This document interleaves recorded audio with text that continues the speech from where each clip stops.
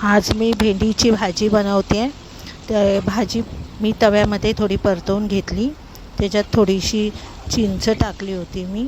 चिंच नाही तर थोडीशी कोकम टाकली तर भाजी कशी बुळबुळीत होत नाही, चांगली सुट्टी होते भाजी आणि मोकळी होते ती भाजी, चिकट होत नाही.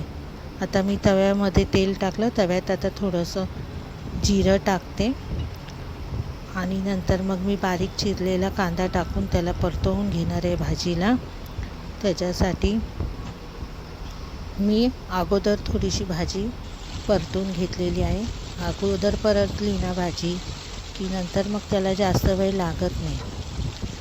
मी ह्या भाजीमध्ये नेहमी खोबरंच टाकते, म्हणजे ती शेवटी खोबरं टाकलं ना की भाजीला चांगली चव येते. आता मी कांदा आणि मिरची चांगली परतून घेते.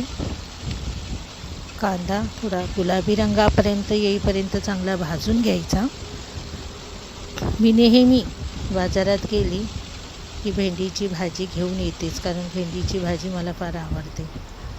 आता मी या भाजीमध्ये बाजारातून मी ओलं हळद घेऊन आलेली.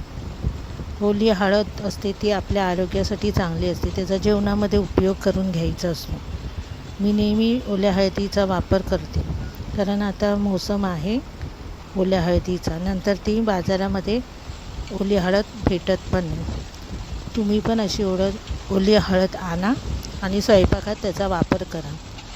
ओली हळद थोडी कच्ची असते ना, त्यामुळे तिला तव्यामध्ये जरा चांगलं परतून घ्यायचं, म्हणजे त्याचा जो कच्चेपणा असतो तो थोडा निघून जातो.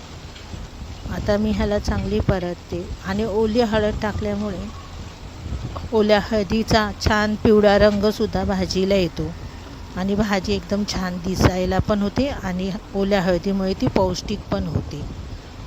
आता मी त्याच्यामध्ये टाकते एक चिरलेला टोमॅटो. मी नेहमी भाजीमध्ये एक तरी टोमॅटो टाकतेच. भेंडीच्या भाजीत मला आवडतो, कारण त्याने भाजीला छान चव येते.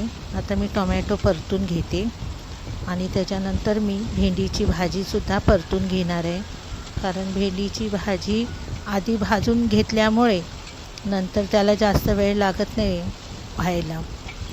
आणि त्याच्यात आज मी खोबरं न टाकता मी आज शेंगदाण्याचा कूट टाकणार आहे, कारण आता माझ्याकडे नारळ होता पण नारळ फोडून द्यायला कोण नव्हतं आज, म्हणून मी शेंगदाण्याचा कूटच टाकलेला आहे या भाजीमध्ये शेंगदाण्याचा कूट टाकलेला मी, त्याच्यामुळे भाजीला अप्रतिम चव आलेली होती.